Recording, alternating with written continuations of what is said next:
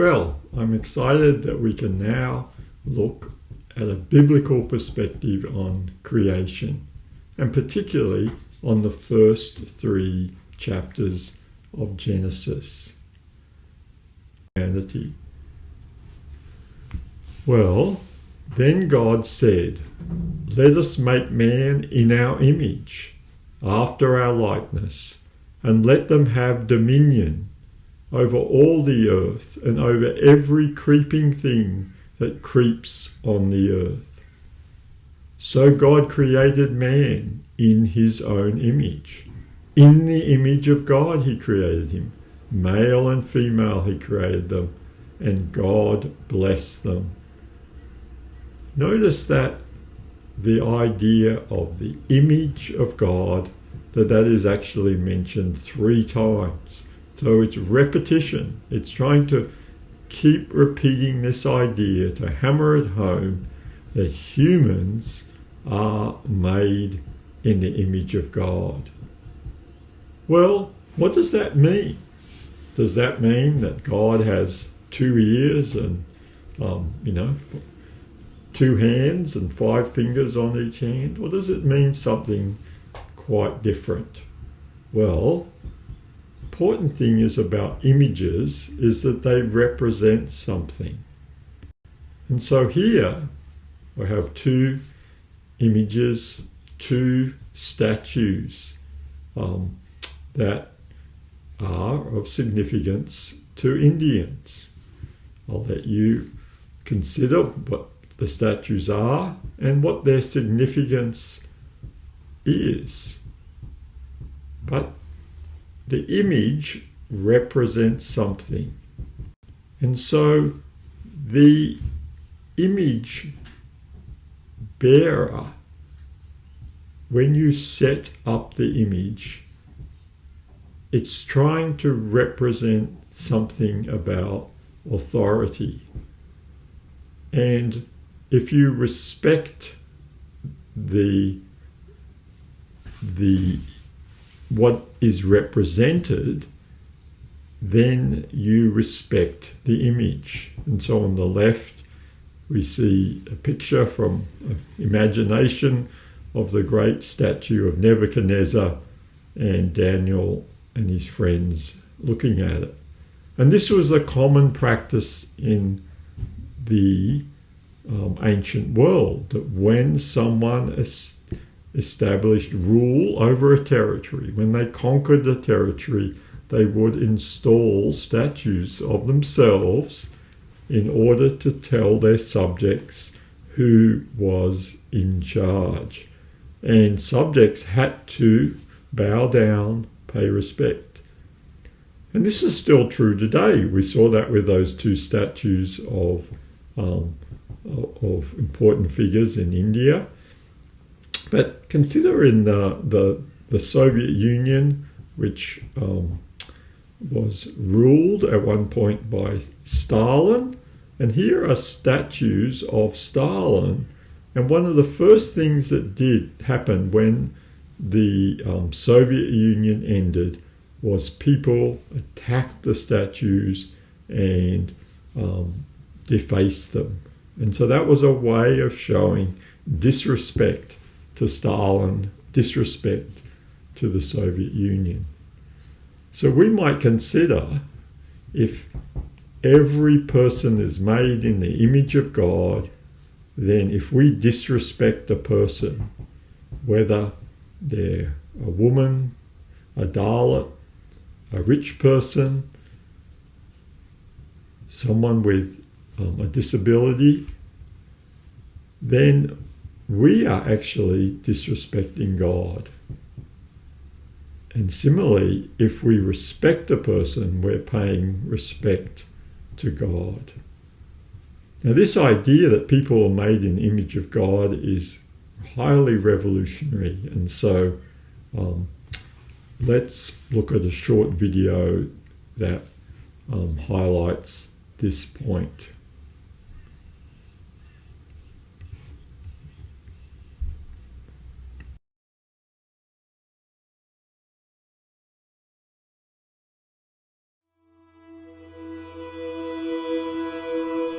For most of us today, every life is precious, valuable in its own right.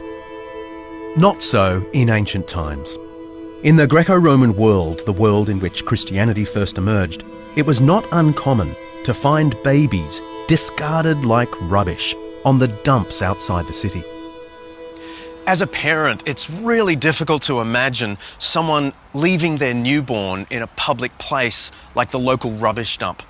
Some of the babies would have been picked up by other parents looking for another child or a household servant. But many were left to the elements or the wild dogs, and still others were picked up by local slave traders looking for some easy flesh. Children were exposed maybe because they were deformed. Maybe the husband thought the wife was unfaithful and so the child wasn't his.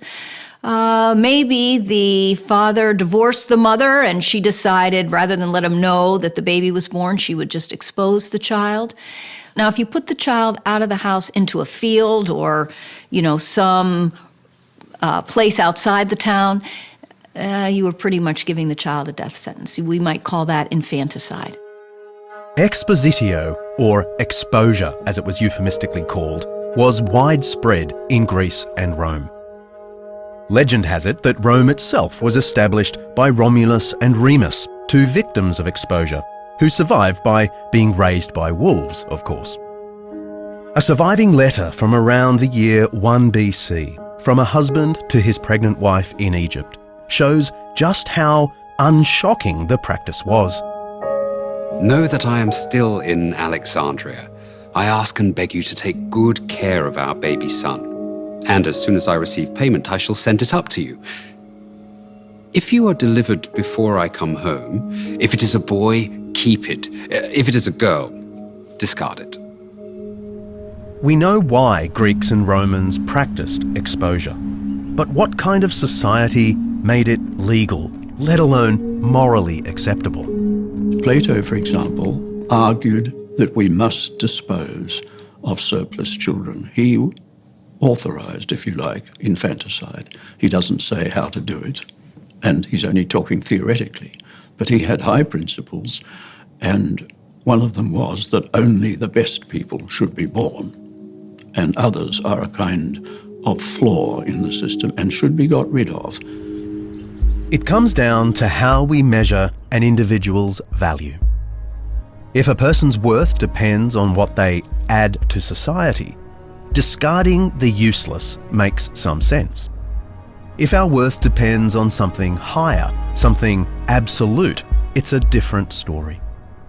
And arguably, the most absolute claim about human value is that every man, woman, and child is created in the imago Dei, the image of God. The concept of the image of God goes right back to Egyptian times. Pharaohs ruled on behalf of the gods, like a son represents a father. Someone like Ramses II was hailed as the very image of God. He was one of the longest reigning kings of Egyptian history, a famed military commander and prolific builder. He was a big deal. A monument like this, all 7 tons of it, was far more than political propaganda. It was almost religion. It was thought to embody not just the presence of the pharaoh, but of the gods. So a statue like this was declared the image of God, worthy of reverence and love. But there was another way of thinking about this. The people of Israel, Jesus' homeland, used the expression in a way that would have puzzled most ancient cultures. The Israelites took this idea and completely universalized or democratized it. They said that everyone, regardless of wealth or status, was a child of God, made in the very image of God. Then God said, "Let us create mankind in our image, in our likeness." So God created mankind in his own image. In the image of God, he created them. Male and female, he created them. God blessed them. It's perhaps the most radical thing that the biblical literature has to say, because it fundamentally puts every human being on the same level, so that whichever way you organize society, the fundamental ethos is going to be egalitarian. For Jews and Christians, every human being enjoyed equal and immeasurable worth. This had nothing to do with the contribution a person could make to society, and everything to do with the love of the Creator. Just as a child bears the family resemblance, so every man and woman is made in the image of God. Whether rich or poor, powerful or weak, moral or immoral, everyone is a child of the Creator, made for Him, loved by Him. It's a unique idea, and it changes everything. I think probably the most important, identifiable, recognisable thing that people can be grateful for Christianity is when they look in the mirror in the morning. What are you seeing there? It is by no means self-evident. You don't have a barcode on you that tells you how much you're worth. You don't have a barcode on you that tells you anything about your intrinsic identity. The idea of who the human is, a someone rather than a something.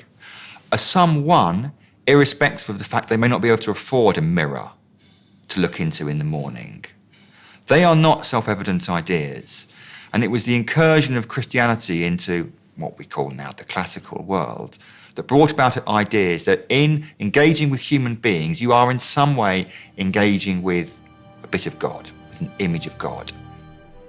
If you happen to think that every human life is infinitely valuable, regardless of capacity or usefulness, that human rights are innate, then you've been influenced by the Bible's teaching about the image of God.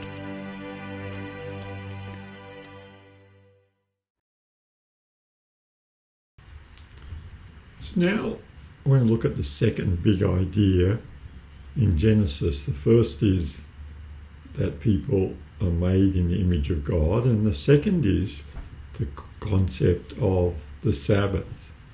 So we see in Genesis 2, it says, "And on the seventh day God finished his work that he had done, and he rested on the seventh day from all his work that he had done. So God blessed the seventh day and made it holy, because on it God rested from all his work that he had done in creation." So what's the significance of this? Well, we see it's very important because this forms the basis of the Sabbath. And so if we go to Exodus 20, when God gives Moses the 10 Commandments, we come to the fourth commandment. God says, "Remember the Sabbath day to keep it holy. 6 days you shall labour and do all your work. But the seventh day is a Sabbath to the Lord your God. On it you shall not do any work." And why is that? Well, for in 6 days the Lord made heaven and earth, the sea and all that is in them, and rested on the seventh day. Therefore the Lord blessed the Sabbath day and made it holy. And so we see that some of the purpose of the creation text with the 7 days and the seventh day of rest is a model for us and how we should live. But the Sabbath rest is of even more significance when we move to the New Testament. And if we look at Hebrews chapter 4, it says that, "So then there remains a Sabbath rest for the people of God.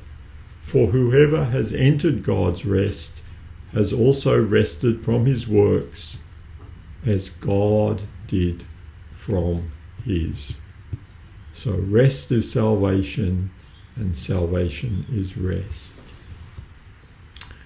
So now I want to consider what might the Genesis text have meant to the first readers the first hearers, or to people sitting in Babylon. And here, it's helpful to contrast the Genesis text to ancient creation stories that were around at similar times. And so we'll now watch part of a short lecture from a professor at Yale University where she contrasts the Enuma Elish to Genesis.